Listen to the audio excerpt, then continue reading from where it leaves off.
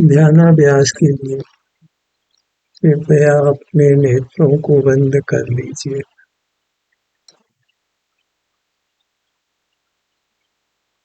अपने शारीरिक स्वास्थ्य का अनुभव करिए। इसमें आप बहिर्मुख नहीं होंगे, राग द्वेष नहीं होगा।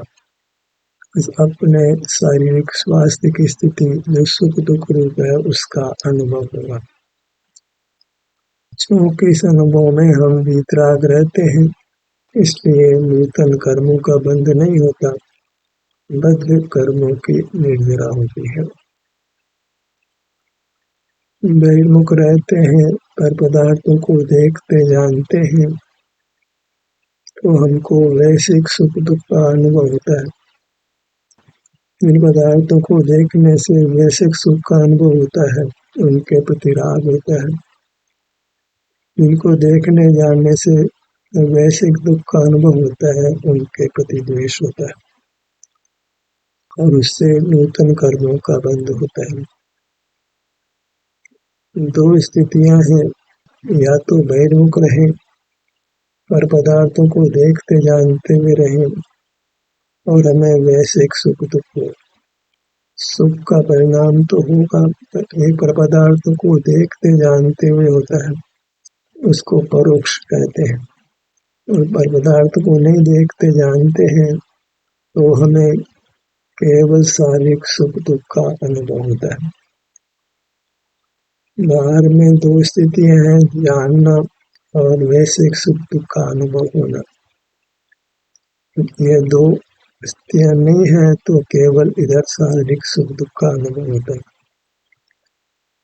हमें चुनाव करना है कि शारीरिक सुख दुख का अनुभव करते हुए रहना है कि पर पदार्थों को जानना है और फिर वैश्विक सुख दुख का अनुभव करना है।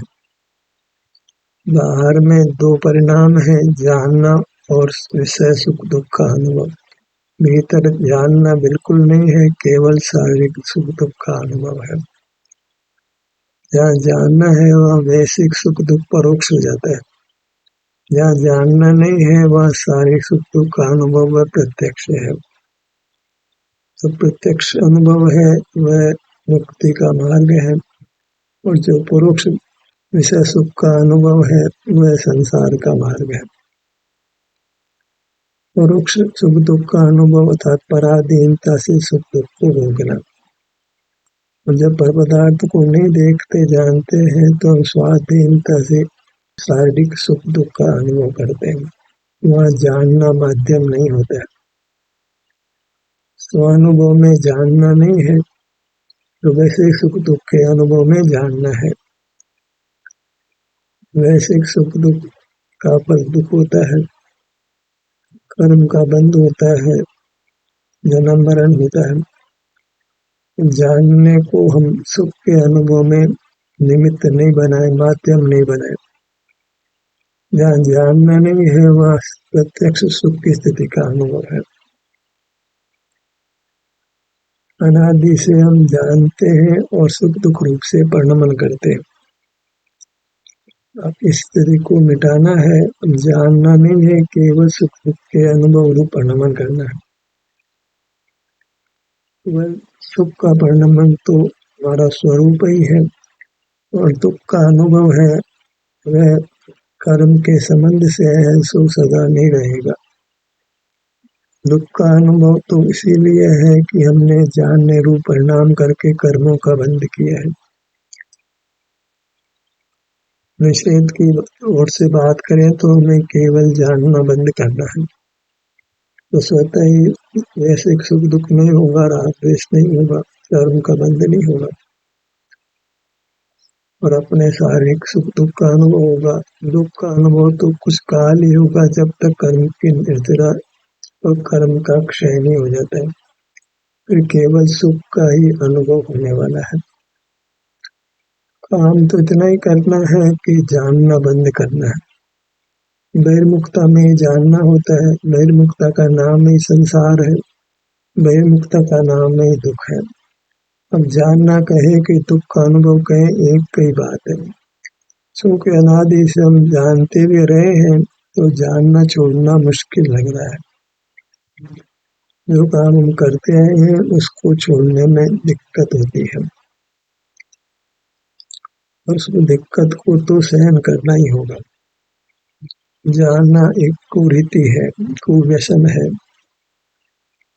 दुख का कुंभ ही है। अब जगत को नहीं जानने मात्र से सुख होता है, तो जानने का राग ही छोड़ना है। उसी में वास्तव में प्रयत्न लगता है,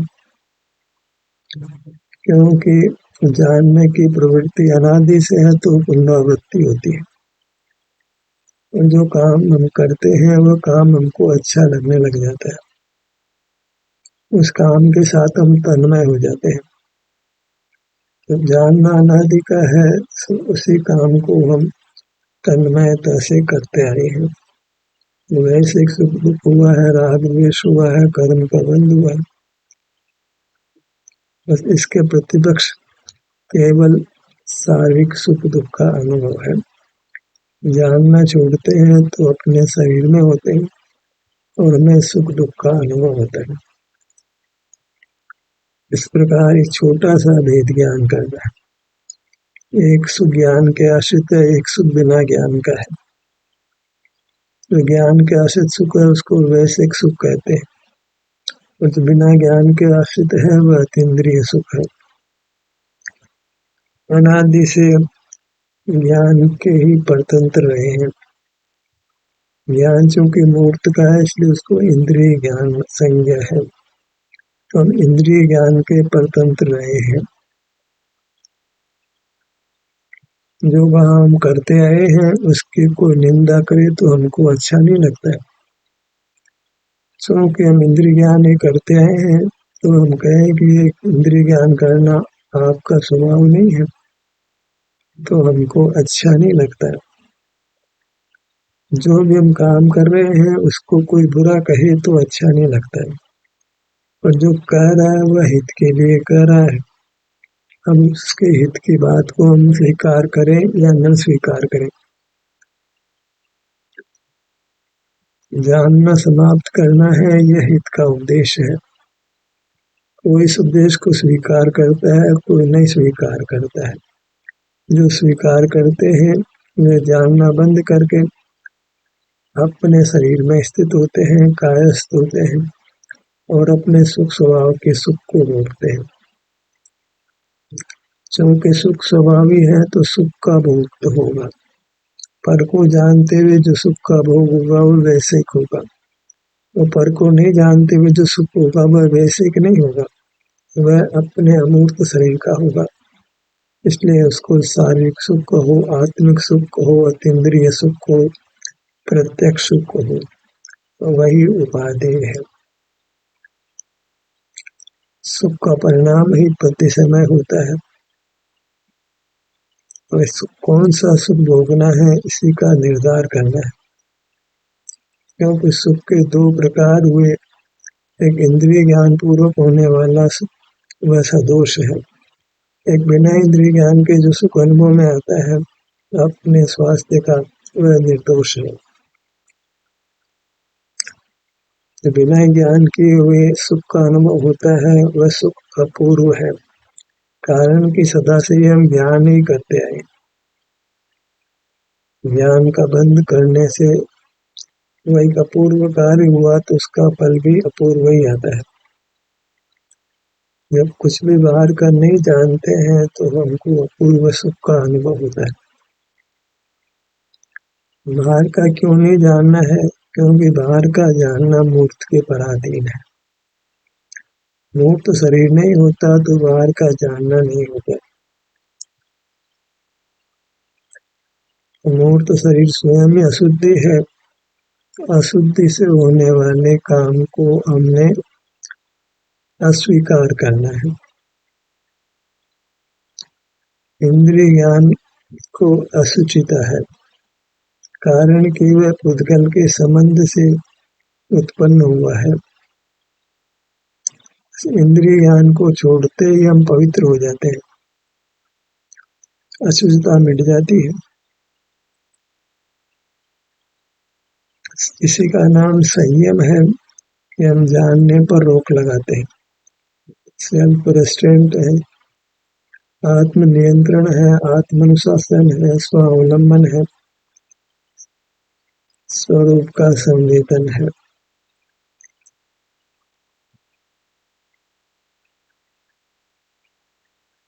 जानने का अभिप्राय छोड़िए, मुझे कुछ नहीं जानना है। जानना मूर्त के सारे का है, लेकिन मुझे मूर्त नहीं रहना है।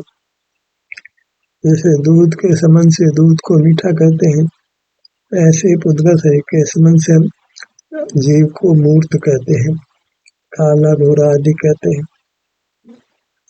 तो हमको अपने आप को काला गोरा नहीं कहलाना है, क्योंकि हम अपने स्वरूप से काले गोरे नहीं हैं। दूध अपने स्वरूप से मीठा नहीं है, हम भी अपने स्वरूप से काले गारे काले गोरे हल्के भारी नहीं है। तो मूर्त के संबंध से तो कहा ही जाता है, लोग पूछते भी हैं कि आपका कितना वजन है, और हम बता भी देते हैं। तो मूर्त के संबंध से हम काले गोरे होते हैं, हल्के भारी होते हैं। कोई कहेगा या आपका शरीर बहुत ठंडा है, बहुत गर्म है, तो हम ठंडे गर्म भी होते हैं। कोई शरीर को खाता है तो कह सकता है कि शरीर बहुत स्वादिष्ट है, अस्वादिष्ट है।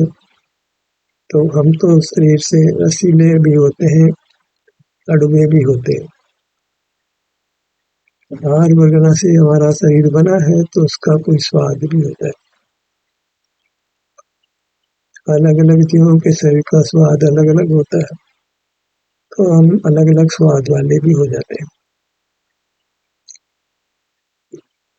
अगर स्पर्श रसगंध वर्ण वाला नहीं होना हो, शब्द वाला नहीं होना हो, तो हमें इंद्रिय ज्ञान से रहित होना है। कोई कह सकता है कि आपका स्वर मधुर है, आपका स्वर मधुर नहीं है, तो पुद्गल का जो आवाज है वो हमारी आवाज कहने में आती है। ऐसा व्यवहार होता है, ऐसा व्यवहार हमको इष्ट नहीं है, तो हमें जानना ही बंद करना होगा। जानना मूर्त का है, तो मूर्त का जानना बंद करना होगा। अमूर्त का जानना होगा, ऐसा कोई कहता है तो योग्य नहीं है। कि जो अमूर्त है वह सुख स्वभावी है, और सुख ज्ञान का विषय नहीं बनता है, सुख अनुभव का विषय बनता है, और वह स्वयं के अनुभव में आता है, अन्य के द्वारा नहीं जाना जा सकता है। ज्ञान पर को जानता है तो पर मूर्त को जानता है, अन्य जीवों के सुख को नहीं जानता है। अन्य जीवों के जो विस्तार है, जो अमूर्त होने से वह ज्ञान का विषय नहीं बनता है।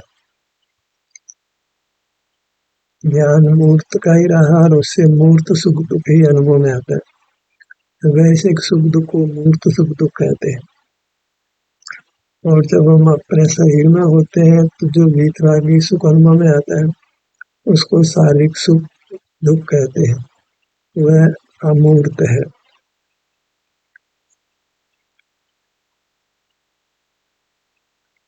हमें शारीरिक कहे, आत्मिक कहे, अतीन्द्रिय सुख भोगना इष्ट है, तो मूर्त के साथ देखने जानने का व्यवहार बंद करना है। तो स्वतः ही वैसे सुख दुख का अनुभव नहीं होकर शारीरिक सुख दुख का अनुभव होता है। कारण कि सुख दुख का अनुभव तो अवश्य होगा, स्वभाव बिना परिणमन का नहीं है। हमारा सुख स्वभाव सुख या दुख रूप से परिणमन करता है। चाहे हम जगत के पदार्थों को जाने या नहीं जाने, सुख दुख का परिणाम तो होगा। पर पदार्थों को जानते हुए से सुख दुख होगा, और पर पदार्थों को नहीं जानते देखते हैं तो शारीरिक सुख दुख का अनुभव होगा। और शारीरिक सुख दुख से या मूर्त शरीर का सुख नहीं लेना है, हमारे अमूर्त शरीर का सुख दुख लेना है।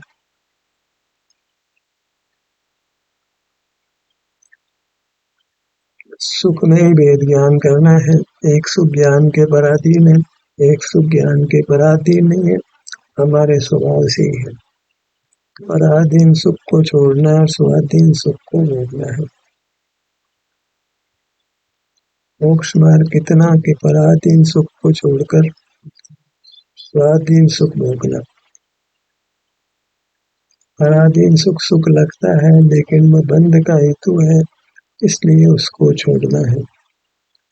और स्वाधीन सुख है उस समय शरीर में वेदना का भी अनुभव हो तो हमें उसको अंगीकार करना है, क्योंकि उसमें जानना नहीं है, पराधीनता नहीं है। जानना सकल ही पराधीनता रूप है, इसलिए उसको निंद कहते हैं, जगन्य कहते हैं, अशुचि कहते हैं, विषकुंभ कहते हैं।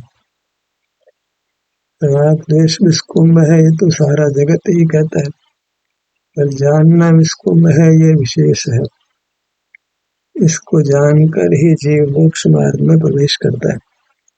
जब तक जानना विषकुंभ नहीं लगता है तब तक जीव स्वच्छंदता से जानता हुआ रागी द्वेषी होता है, वैश्विक सुख दुख भोगता है।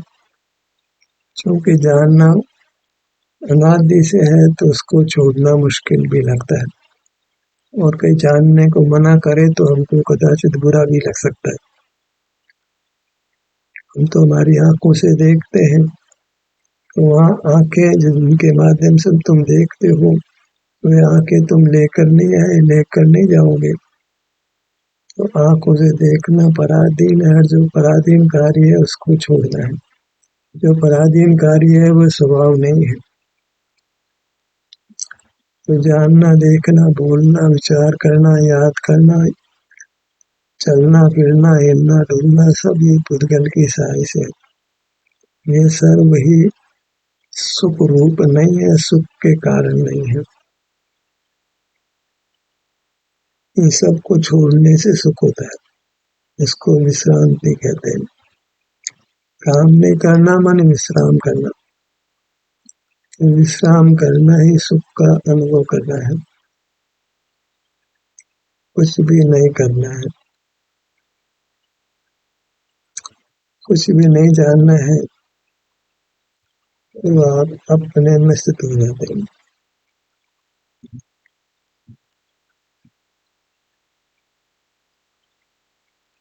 अधिक ऑप्शंस नहीं है, दो ही ऑप्शन है कि जाने या स्व संवेदन करें। जानना पर का है, पर को जाने या अपने सुख की स्थिति का अनुभव करें।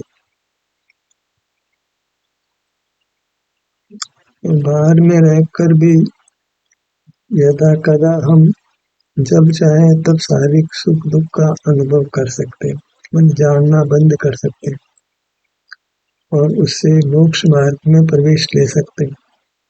और एक बार मोक्ष मार्ग में प्रवेश लिया तो फिर मोक्ष भी होगा, परमात्मा सा भी आएगी।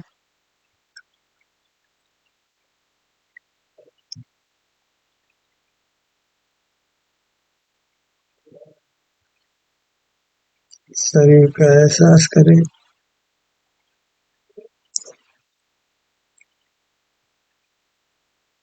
और ये एहसास बिना इंद्रिय का है, बिना मन का है, वह तो हमारा स्वरूप ही है। स्वरूप को बाह्य साधनों की आवश्यकता नहीं होती।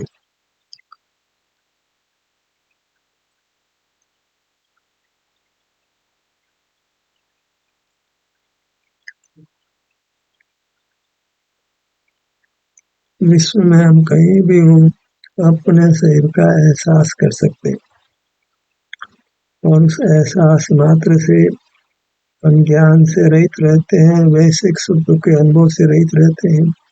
तो कर्म का संचय नहीं होता, अपितु बद्ध कर्म का नाश होता है। बंध कर्म का नाश होने पर पुनः मूर्त शरीर प्राप्त नहीं होता। हम 100% वीतराग रहते हैं और निराकुलता का अनुभव होता है।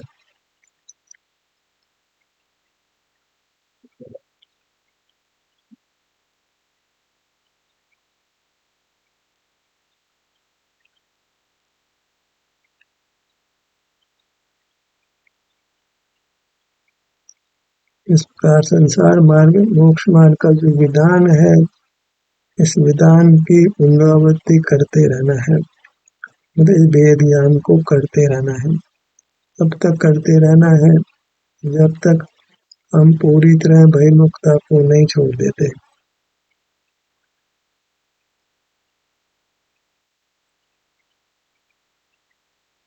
बाह्य जगत के साथ संबंध कल्पना नहीं करते।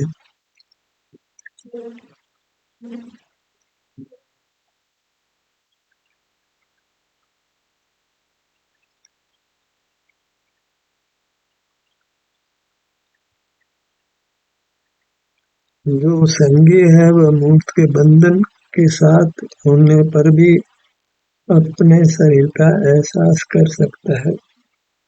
तो संगी जीवों के लिए सदा ही मोक्ष मार्ग खुला रहता है। वे उस मोक्ष मार्ग पर चले या नहीं चले यह उनकी स्वाधीनता है।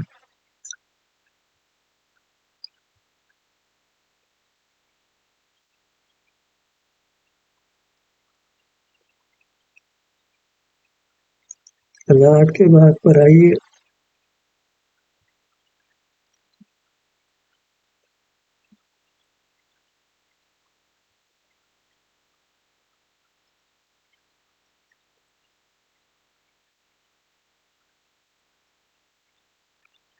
जब एक बार हम उस अपूर्व सुख को भोग लेते हैं, अपूर्व माने बहिर्मुखता में जो दुख होता है वो बहिर्मुखता को छोड़ देते हैं तो अपूर्व सुख का अनुभव होता है।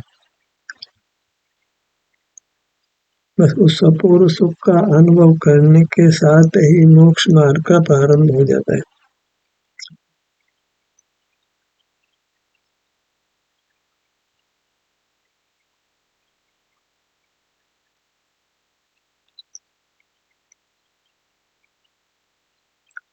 ललाट का भाग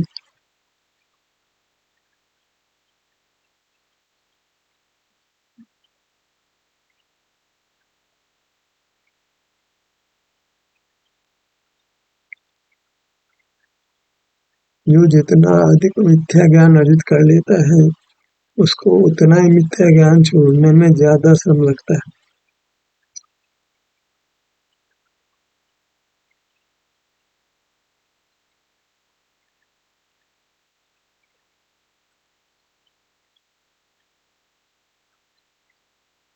कानों का भाग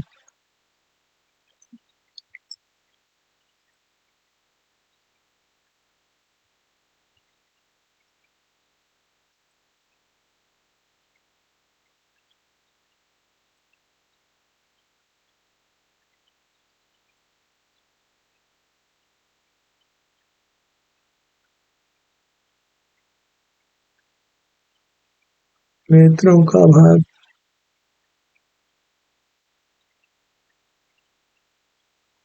बायां नेत्र, दायां नेत्र,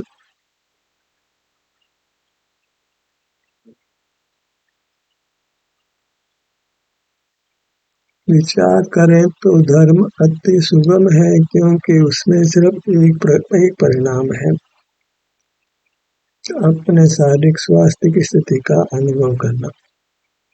और संसार मार्ग तो अति विशाल है, अनंत प्रकार का है।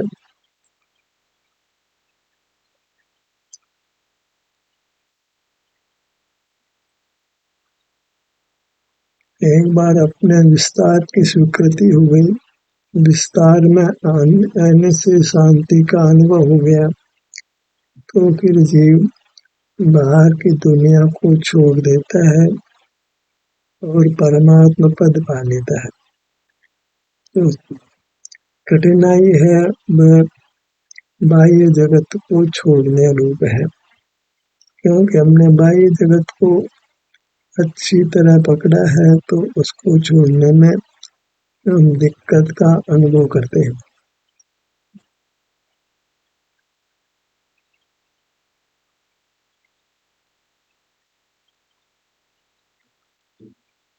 नासिका,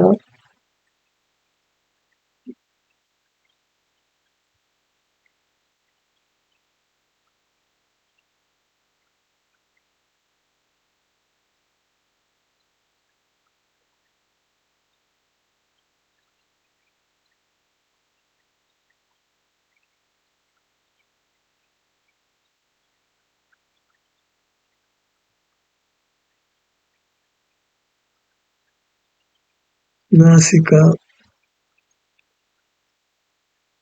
दोनों होठ,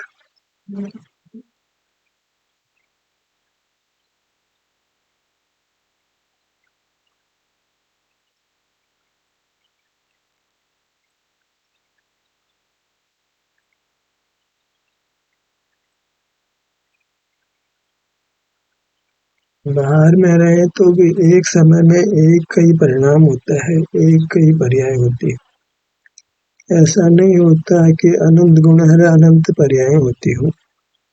नियम से एक द्रव्य की एक समय में एक कई पर्याय होती है। एक ही पर्याय में विचित्रता होती है। संसार दशा में एक पर्याय में विचित्रता है और मोक्ष में एक समय में एक पर्याय में बिल्कुल भी विचित्रता नहीं है, वह एक रूप ही है।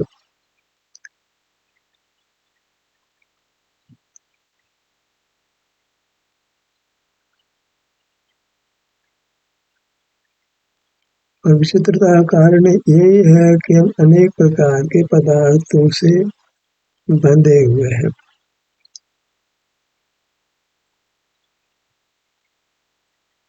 दूध एक ही समय में मीठा भी हो सकता है, गर्म भी हो सकता है, सुगंधित भी हो सकता है, दुर्गंधित भी हो सकता है। विभाव परिणाम की अनेक रूपता है। इसको अनेक शक्तियों के रूप में नहीं ग्रहण करना है।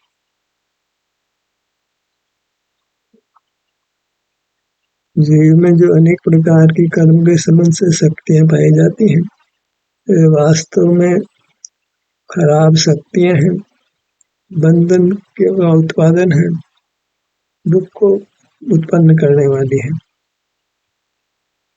इन शक्तियों का उपयोग करने में हम अपने स्वरूप से विमुख हो जाते हैं और महान दुख में जा पड़ते हैं। सीने के भाग पर आइए।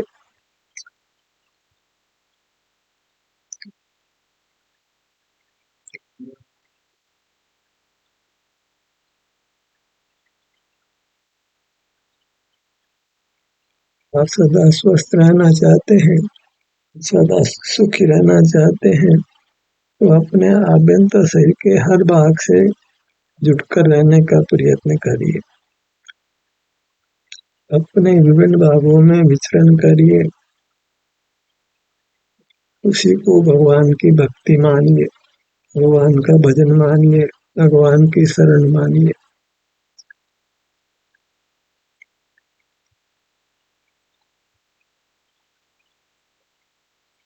पीठ का भाग, दाहिनी भुजा, बाईं भुजा, दायां पैर, बायां पैर। सुख स्वभावी है तो एक सुख का ही परिणाम हो। ज्ञान पूर्वक जो अनेक प्रकार के विकार पैदा होते हैं, तो उन सब से हमें अपने आप को छुड़ाना है। ज्ञान को छुड़ाने से सब कुछ छूट जाने वाला है, केवल सुख ही रहने वाला है, जिसकी हमें मनोकामना होती है, चाह होती है, और उसी सुख को पाकर हम परमात्मा कहलाते हैं। ध्यान कैसे तरह समाप्त होता है। आपकी सहभागिता के लिए धन्यवाद।